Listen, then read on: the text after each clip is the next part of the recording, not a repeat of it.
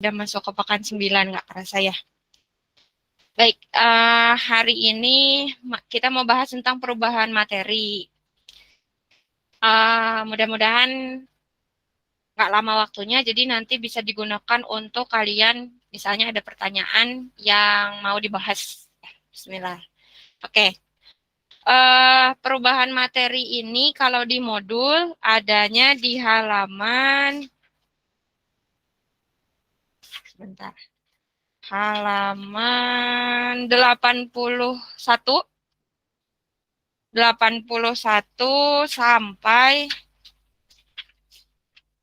halamannya itu sampai halaman ya bolehlah sampai 89. Itu ada beberapa contoh kegiatan aktivitas-aktivitas ya kalian.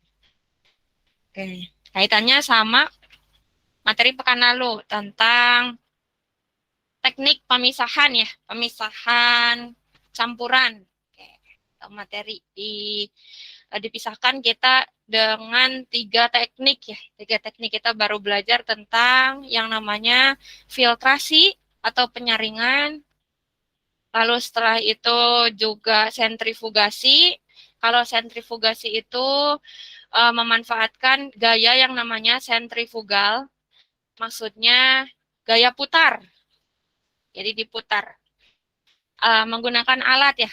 Alatnya namanya rotary. Rotary. Baik, itu sentrifugasi. Terus yang ketiga kita sudah belajar tentang yang namanya apa? Masih ingat?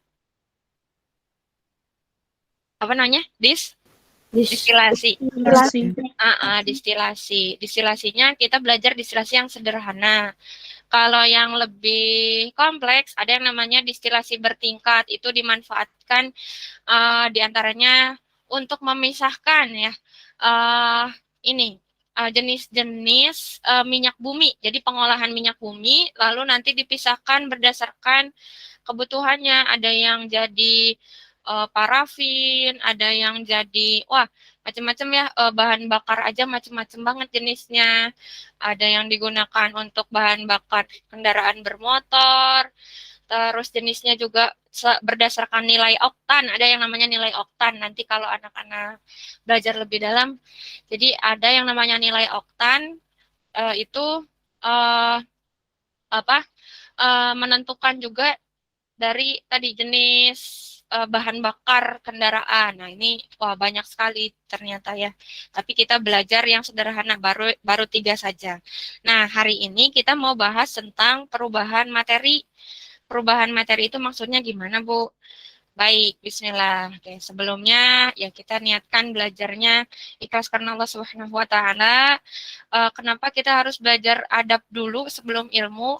Karena ilmu yang kita cari nih, ilmu yang kita dapatkan, baik itu ilmu diniyah, walaupun ilmu dunia dan ilmu dunia juga, kalau kita cari benar bisa membuat kita pandai.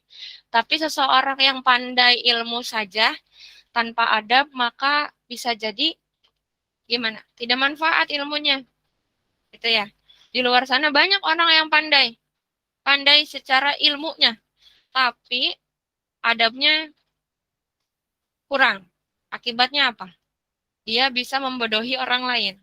Nah, jadi betul sekali kita harus mengulang-ulang adab sebelum menuntut ilmu ya. Oke. Lalu mudah-mudahan dengan segala aktivitas yang sangat padat, Bu Ayu paham, pekan ini padat sekali ya kalian. Udah ada ulangan 2, pekan depan, qadarullah ternyata udah langsung ujian kuartal lagi. Rasanya cepat sekali. Masya Allah. Dan Bu Ayu juga mohon maaf, beberapa pertanyaan belum sempat terjawab lagi. Wah, sangat padat, soalnya ya sama yang SD juga padat sekali jadwalnya. Oke, insya Allah nanti mudah-mudahan kita punya kesempatan untuk bahas.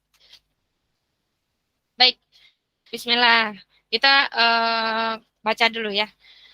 Benda-benda yang kita kenal dalam kehidupan sehari-hari seringkali mengalami perubahan.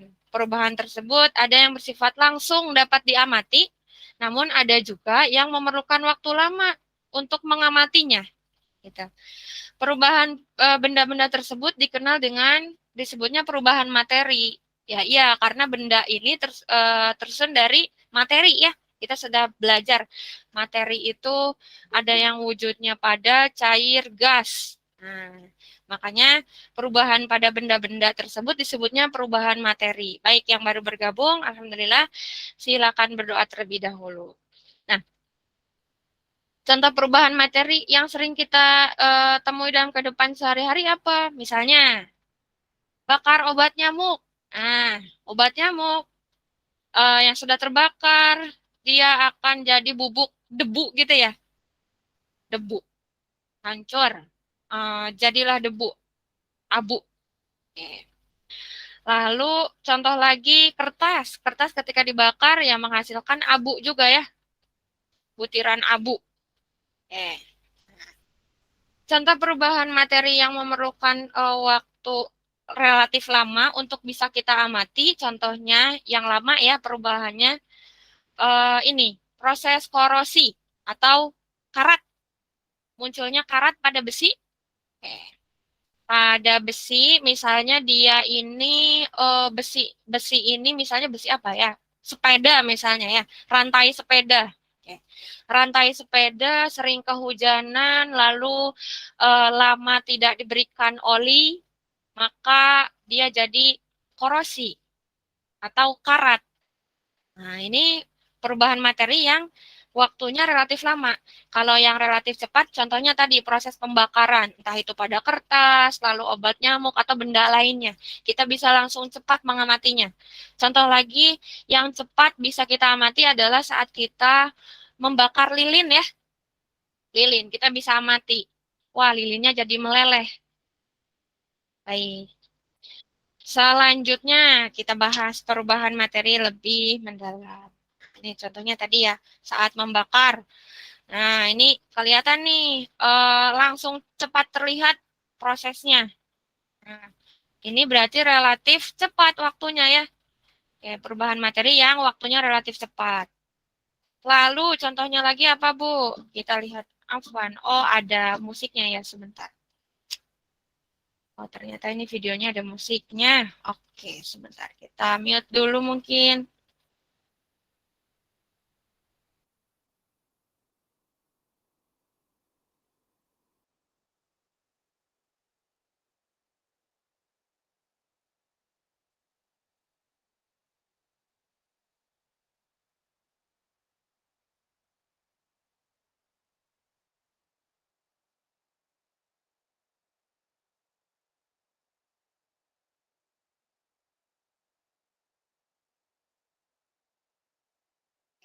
Baik. Apakah suaranya terdengar? Suara Bu Ayu terdengar, anak-anak? Terdengar, Bu. Baik. Ini contoh juga perubahan materi yang membutuhkan waktu relatif lama. Gitu ya. Oke, ini Feingar itu ini ya, apa? Cuka apel, cuka apel. Nah, ini proses korosi. Oke. Baik, mudah-mudahan suaranya Bu Ayu terdengar jelas ya. Oke, ini ada musiknya.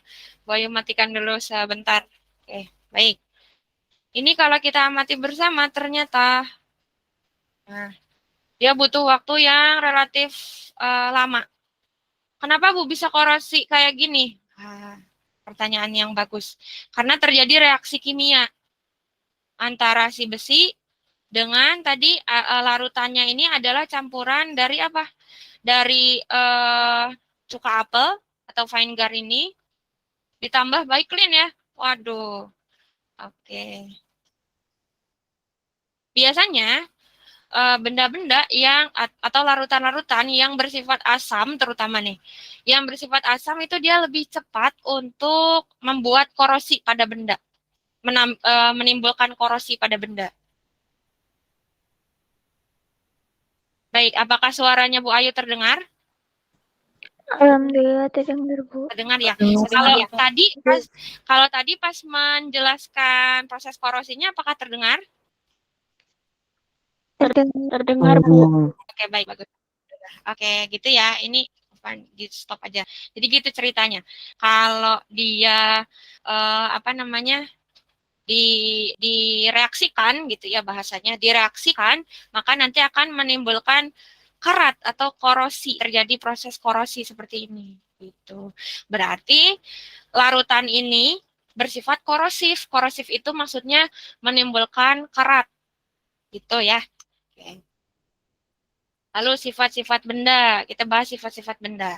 Nah, sifat-sifat benda ini ada yang namanya sifat fisika dan ada yang namanya sifat kimia. Nah, apa bedanya, Bu? Kalau sifat fisika, kita bisa mengamati dalam bentuk benda tersebut ya, bentuk benda tersebut. Habis itu warnanya, warna bendanya bisa kita lihat. Jadi bisa terlihat kasat mata ya. Eh, terlihat secara langsung. Oke. Bentuknya, terus wujud bendanya misalnya ada yang padat, ada yang cair, ada gas. Nah, itu namanya sifat fisika. Baik, alhamdulillah sudah ada yang bergabung lagi. Silakan berdoa terlebih dahulu. Oke, nah ada yang namanya sifat fisika ya. Jadi yang bisa kita amati secara langsung. Misalnya wujudnya benda, ada yang cair, ada yang padat, ada yang gas. Warnanya, ada yang warnanya misalnya hitam pekat, ada yang warnanya putih, dan lain sebagainya, macam-macam warna ya. Baunya, ada yang baunya menyengat, ada yang baunya wangi atau harum, ada yang baunya busuk begitu. Nah, itu bau. Lalu kalau kekerasan berarti tekstur. Ada yang keras teksturnya, contohnya besi, kayu ya. Oke. Ada yang teksturnya apa? Seperti apa itu namanya? Oh, iya lupa kalau mainan anak-anak tuh apa namanya? Slime ya, slime. Slime sama apa tuh satu lagi temannya slime? Yang apa? Ini banget. Squishy. Squishy betul. Nah, bentuknya apa? Tingkat kekerasannya kan beda-beda ya.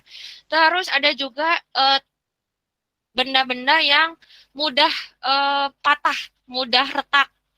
Mudah retak contohnya kaca ya. Kaca. Kalau kita tekan kaca, dia nggak akan bisa balik lagi elastis seperti squishy tadi. Nah, gitu. Jadi tingkat kekerasannya macam-macam. Kalau titik didih, Bu, titik didih contohnya air nih, air. Air direbus, mendidih. Nah, mendidihnya itu biasanya kalau kita ukur suhunya, titik didih air itu sekitar 100 derajat Celcius. Gitu. Nah, kalau titik beku itu berarti kapan benda tersebut membeku atau zat tersebut membeku. Nah, tiap zat itu punya titik didih atau titik beku yang beda-beda. Zat kimia apalagi ya. Tapi yang paling sering kita kita amati dalam kehidupan sehari-hari ya air ya. Air. Kalau titik bekunya air biasanya membeku itu mulai dari 0 dan sampai minus. Nah, itu ya. Minus apalagi. Berarti semakin minus semakin dingin. Gitu. Lalu kalau titik leleh, kapan sih meleleh? Meleleh itu berarti perubahan wujud zat. Dari mana? Dari padat ke cair. Itu, dari padat ke cair. Nah, biasanya ya saat dipanaskan dia meleleh. Jadi, itu yang namanya titik didih, titik beku, titik leleh. Kaitannya dengan suhu suatu benda. Lalu daya hantar listrik maksudnya ya. Ada benda-benda yang dapat menghantarkan listrik, ada juga yang tidak. Gitu. Kalau yang tidak, biasanya dia akan dijadikan penahan, namanya isolator. Contohnya pada setrikaan. Nah, plastiknya itu atau karetnya itu adalah isolatornya. Sedangkan yang bisa menghantarkan namanya konduktornya biasanya bagian besinya ya. Nah, gitu. Itu ceritanya. Oke. Lalu kalau ukuran partikel itu ada yang besar, ada yang kecil, bahkan ada yang kecil sekali sehingga butuh sifatnya mikroskopis. Oke. Atau ada juga yang ukuran partikelnya besar, eh, bisa mudah tersaring dengan alat filter. Nah, itu macam-macam ya, gitu. Kalau massa jenis gimana, Bu? Nah, massa jenis tiap larutan itu berbeda. Oke. biasanya kaitannya massa jenis ini dengan terutama ya yang sudah ada aturannya itu massa jenis yang kaitannya dengan wujud benda cair. Contohnya air ya. Air itu dia punya massa jenis yang sama. Mau airnya seember, mau airnya segelas, mau airnya segalon, sama aja. Massa jenisnya 1 gram per sentimeter kubik. Jadi kalau massa jenis nanti insya Allah akan ada waktunya kalian membahas tentang bagaimana caranya mengukur massa jenis benda. Simbolnya mirip seperti huruf P, dibacanya Rho. Cara mencarinya massa per volume benda tersebut. Jadi kalau air seember, air segalon, air setoren, sesumur, itu sama aja massa jenisnya nggak akan berubah. Gitu. Oke. Contohnya air ya, Bayu contohnya sekarang yang sederhana aja air. Selain itu ada lagi zat-zat lainnya. Ini air tadi ya. Oke, air. Jadi air itu, Masya Allah, Allah ciptakan, dia itu sifatnya netral. Kalau kita masih ingat tentang pekan lalu, Bu Ayu sempat sedikit singgung tentang pH ya. pH itu tingkat keasaman suatu benda atau larutan. Nah, air ini tuh pH-nya netral, anak-anak. Jadi, Masya Allah, Allah ciptakan air itu netral. Kita kalau nggak ada air, wah nggak bisa hidup kita. Ya, entah buat minum, entah buat mandi, singkatannya MCK ya, mandi, cuci kakus, semuanya kita butuh air. Bayangkan ketika airnya pH-nya berubah, ada yang sifatnya asam banget, ada yang basah banget. Mungkin lama-kelamaan tubuh kita akan rusak ya. Gitu. Oke, sip. Kita bahas lagi. Nah, tadi kan sifat fisika bisa diamati oleh mata secara langsung. Kalau sifat kimia ini bisa diamati oleh mata kita, namun dia ini jadi terjadi karena adanya reaksi dengan zat lain. Gitu. Jadi bisa terjadi karena adanya reaksi dengan zat lain atau benda lain. Gitu ya kalau sifat kimia. Contohnya apa, Bu? Baik. Jadi zat oke, ini ini yang bawahnya ini salah ya. Ini opas ini jadinya nggak lupa dihapus nih. Oke, baik. Ini masih tentang yang tadi ya tentang massa jenis. Contohnya apa, Bu? Kalau baik, ini massa jenis benda tadi selain air macam-macam ya. Nih air nih. Kalau anak-anak perhatikan, air itu ternyata dia memang Masya Allah hampir tepat satu gram per sentimeter kubik. Ini 1000 itu kalau kita ubah ke kilogram per meter kubik sesuai standar internasional. Itu. Kalau yang lainnya apa, Bu? Lainnya misalnya es aja agak berubah sedikit ya. Es berubah sedikit. Lalu hidrogen, oksigen, ini nilainya sudah ditetapkan berdasarkan pengukuran sebelumnya dan pengukuran tersebut sifatnya stabil sehingga ditemukanlah nilai yang stabil juga dan dijadikan aturan baku bagi kita ini ya, kita dan terutama para ahli kimia di bidangnya yang memang kesehariannya menggunakan massa jenis ini gitu. Terutama kalau kita sebagai pembelajar, nah ini sudah ditetapkan. Perlu dihafal nggak, Bu? Nggak perlu. Ini nggak perlu dihafal karena kita kalau lupa ya cukup untuk cari atau membaca sumber literatur. Kalau yang biasanya mudah dihafal ya air, karena tadi dia ini nilainya Masya Allah tepat 1 gram per sentimeter kubik. Gitu. Jadi nggak perlu dihafalkan. Tenang ya, nggak perlu dihafalkan. Bu Ayu aja nggak hafal ini ya semuanya. Jadi nanti itu biasanya kalau kalian beneran masuk laboratorium nih, ya suatu saat, ini akan ada literaturnya. Jadi kita mengacu pada sini. Jadi nggak semua hal harus kita hafalkan. Yang penting itu kita paham ya. Kita itu paham, yang penting paham. Penggunaannya kapan. Nah, ini tadi contohnya ya. Oke. Masya Allah. Jadi beras ketika kita masak, nah dia akan berubah menjadi nasi. Nah, ini juga proses ya, proses yang ternyata sering sekali kita temui dalam kehidupan sehari-hari, tapi mungkin sebelum ini kita belum sadar, oh iya ternyata ini perubahan materi ya, gitu. Contohnya, ada lagi nggak? Nah ini, merebus air, proses merebus air, lama-kelamaan dia ini akan menghasilkan uap ya. Nah ini juga perubahan materi. Kalau kalian masih ingat, perubahan dari wujud zat cair menuju zat gas. Nah, itu disebutnya apa? Ma? Mengu? Menguap. Iya, menguap. Air ini menghasilkan uap, berarti dia menguap. Ya kan? Dari yang awalnya cair, wujudnya menjadi gas. Pernah nggak kalian kejadian gini, Bu Ayu pernah waktu itu ya. Alhamdulillah Allah masih selamatkan. Lupa mematikan air, jadi lagi masak air sedikit. Lalu lupa mematikan kompornya. Airnya sampai habis karena sudah menguap. Kompornya masih nyala. Wah, itu qadarullah. Lupa, betul-betul lupa ya. Nah, ini merupakan perubahan materi.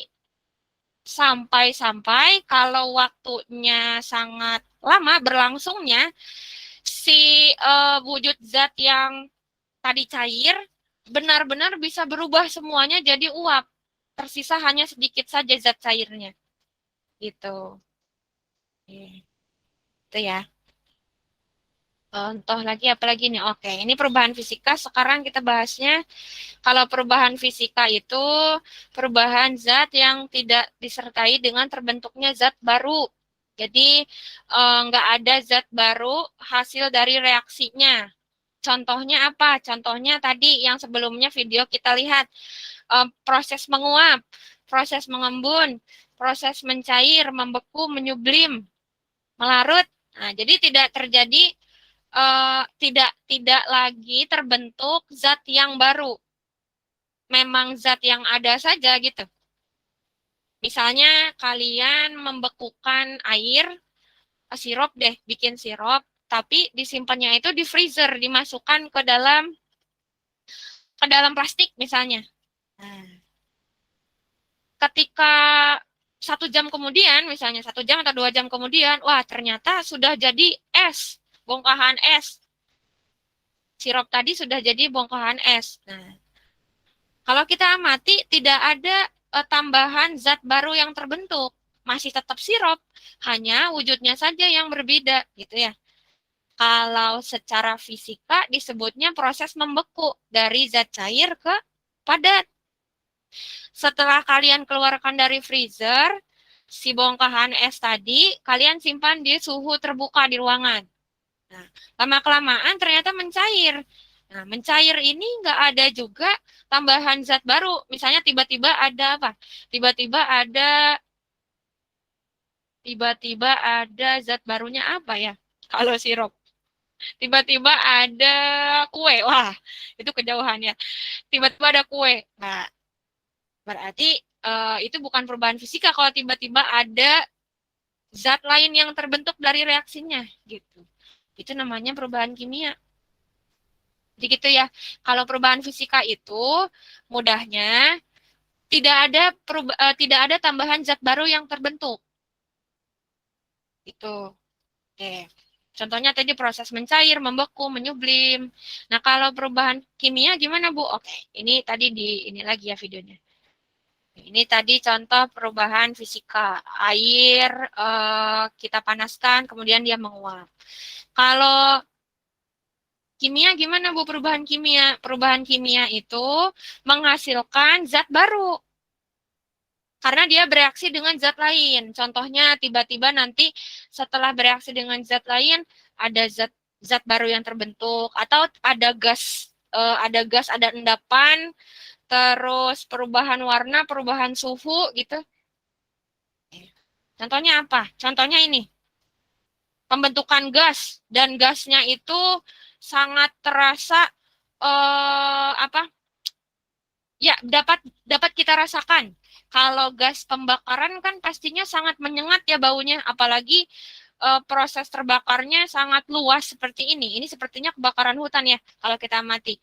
Nah, ini berarti disebutnya sebagai perubahan kimia karena menghasilkan gas, dan gasnya itu anak-anak bukan seperti uap air tadi, bukan. Gasnya itu menghasilkan banyak sekali yang sifatnya racun. Contohnya karbon monoksida. Karbon monoksida hasil pembakaran. Wah, banyak sekali nih. Dan ini berbahaya gitu. Terus contohnya apa lagi, Bu? Wah, ada musiknya lagi ya sebetulnya. Bentar. Ini apa nih?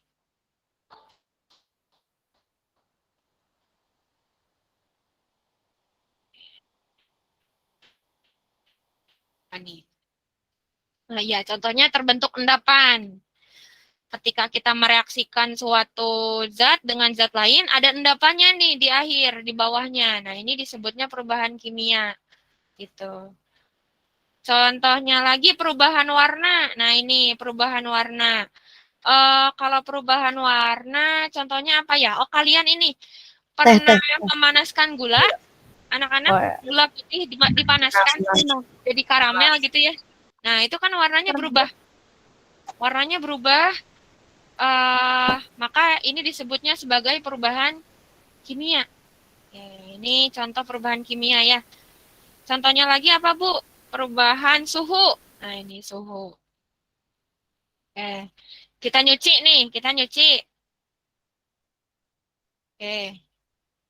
Terus ditinggal di bawah matahari, airnya jadi lebih panas. Nah, ini juga termasuk. Contohnya lagi apa, Bu?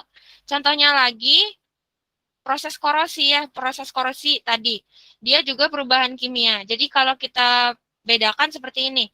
Kalau perubahan fisika itu nggak menghasilkan zat baru. Misalnya beras, kalau ditumbuk dia atau digiling jadi tepung beras, nggak ada tambahan zat baru. Gitu ya, nggak ada tambahan zat baru. Oke.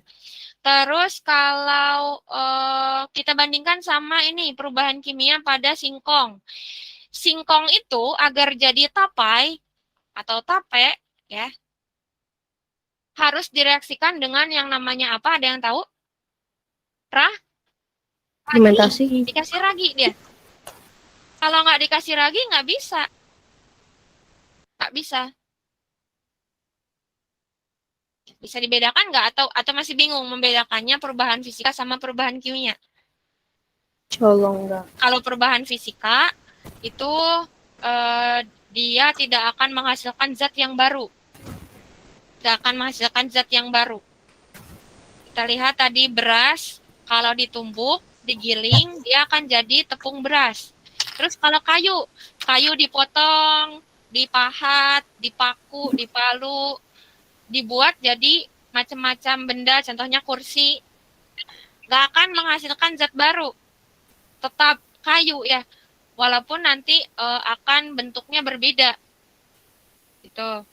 Bubuk kayu gimana, Bu? Sama, bubuk kayunya itu tetap kayu, hanya bentuknya dia bongkahan lebih kecil gitu mungkin ya. Pernah lihat bubuk kayu hasil dari ini gergaji? Pernah. Pernah lihat? Pernah. Oke. Pernah lihat anak-anak? Pernah ya? Pernah. Iya, itu tetaplah kayu. Hanya dia bentuknya itu ukuran partikelnya lebih kecil jadinya gitu aja. Tapi tetap kayu. Jadi bukan suatu zat baru. Contohnya lagi apa, Bu? Gula dilarutkan dalam air. Atau garam dilarutkan dalam air. Kan kita udah nggak bisa bedakan ya, mana gulanya, mana garamnya. Yang jelas itu adalah larutan gula atau itu larutan garam gitu. Tapi nggak bisa dibedakan. Dan nggak ada nggak ada tambahan zat baru yang muncul tiba-tiba. Misalnya tiba-tiba ada muncul sirup. Wah, enggak ada. Tetap aja gula dengan air gitu. Atau tadi garam dengan air. Itu perubahan fisika. Contoh lagi perubahan fisika. Bola lampu listrik menyala. Nggak ada apa namanya zat baru. Nggak ada zat baru yang muncul. Lain ceritanya kalau bola lampunya itu berkarat. Kalau berkarat nanti akan ada timbul karatan ya. Korosi tadi karena korosi ada timbul karatan, nah itu perubahan kimia. Contohnya lagi perubahan fisika, air tadi jadi es atau es jadi air. Atau air menguap, terus uapnya juga jadi air lagi. Nah, itu perubahan fisika. Kalau perubahan kimia tadi menghasilkan zat baru. Lalu biasanya juga terjadi perubahan bau, perubahan apa lagi? Perubahan warna. Terus kalau muncul gasnya itu bukan gas asap uap air tadi, bukan. Gas lain yang menyengat, yang berbahaya. Makanya biasanya kalau kalian masuk ke laboratorium nanti ya, suatu saat insya Allah masuk ke laboratorium, nah nanti akan ada dijelaskan jenis zat-zat yang sifatnya dia ini ada yang toksik, beracun. Ada yang reaktif, mudah bereaksi dengan zat lain. Kalau yang reaktif gimana biasanya? Hati-hati, bisa meledak. Oke. Ada juga yang bisa menyebabkan korosi. Nah, itu. Ada juga yang menyebabkan kalau kena kulit iritasi. Nah, itu perubahan kimia. Terus ada juga yang bisa menyebabkan perubahan warna. Nah, itu. Itu perubahan kimia. Contohnya lagi kalau perubahan kimia tadi pembakaran kayu, terus ini makanan basi. Makanan basi itu terjadi karena ditumbuhi apa? Jamur ya biasanya ya. Hidup jamur di sana, ada bakteri juga. Nah, ini perubahan kimia. Gitu. Terus susu. Gimana caranya agar dia bisa menjadi keju? Ada prosesnya juga. Itu ya. Terus apalagi contohnya ya? Proses pembuatan ini yang membutuhkan ragi kebanyakan ya. Membutuhkan ragi itu termasuk perubahan kimia. Yogurt. Ada yang pernah coba bikin yogurt? Nggak pernah. Oh, belum pernah. Oke. Bu Ayu pernah coba buat, tapi gagal. Karena prosesnya itu kalau bikin yogurt harus ini anak-anak. Harus betul-betul steril. Gitu. Nah, itu dari susu ya. Gimana caranya biar bisa asam? Nah, asam ini tuh bukan diproses karena ditambahkan cuka, bukan. Gitu. Jadi, wah ternyata perubahan kimia itu dia bisa terjadi karena ada reaksi dengan benda lain. Gitu ya contohnya ya. Oke. Itu alhamdulillah hari ini kita udah selesai belajarnya. Nah, udah. Itu dong. Kira-kira ada yang mau tanya dulu nggak? Kalau untuk perubahan materi. Jadi tadi kalau kita kita murojaah lagi, ada yang namanya sifat fisika, ada yang namanya sifat kimia. Kalau sifat fisika biasanya dia terlihat secara kasat mata, mulai dari wujud bendanya, bentuknya, ukurannya, gitu. Kalau kimia terjadinya itu ketika bereaksi dengan benda lain. Contohnya tadi yang mudah diamati adalah saat proses proses pembakaran atau proses korosi pada benda, munculnya karat pada benda. Biasanya benda yang mudah korosi itu besi ya. Besi gitu. Itu contohnya. Benda-benda logam, terutama besi, baja, nah itu mudah korosi. Itu saja hari ini yang kita pelajari. Barangkali ada yang mau bertanya dulu. Bisa difahami atau bingung? Masih bingung? Oke. Oke. Kalau kemarin soal yang kemarin anak-anak udah coba kerjakan belum soal ulangan 2? Belum, baru mau ngerjain. Sudah, Bu. Oke. Oke. Itu gimana, sulit atau enggak? Oh, ada yang baru mengerjakannya. Baik. Ada yang baru mau mengerjakan. Baik, ya, tidak apa-apa. Bu Ayu buat soalnya itu bagi tugas dengan Pak Nasir, jadi tidak semuanya Bu Ayu yang buat ya. Gitu. Kalau matematikanya gimana? Yang sudah mengerjakan apakah sulit atau gimana? Alhamdulillah mudah, Bu. Oke. Ada yang sulit. Ada yang sulit. Baik. Alhamdulillah tidak, Bu. Oke, baik. Oke deh. Bentar, kita berhenti rekam dulu. Ada waktu